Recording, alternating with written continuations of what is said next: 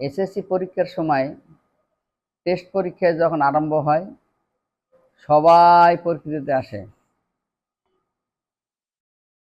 তখন তো আমাদের যে সমস্যা হয়, তারা যারা একেবারে জড়িয়ে পড়া তাদেরকেও আমাদের ফর্ম ফিল করতে হয়।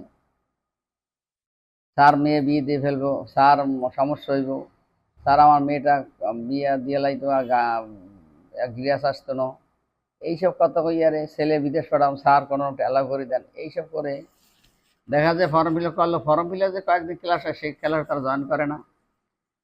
এ নিয়ে আমরা আগে ব্যাপারে রেজাল্ট ভালো হইতো, এখন কিছুটা রেজাল্ট খারাপ হচ্ছে দেখছি। আমি ব্যাপারে এলাকার অভিভাবকদের বলছি, আমনের ছেলেমেয়ের ভবিষ্যৎ দেখার দায়িত্ব আপনার নিজের। শিক্ষক আর ছেড়ে দিলে হবে না। শিক্ষকেরা তাদের দায়িত্ব পালন করে প্রতিষ্ঠানের ভিতরে থেকে, কিন্তু আপনার ছেলে মেয়ে আপনি তার চারিমিক লক্ষ্য করে আপনি তার লক্ষ্য রাখতে পারেন।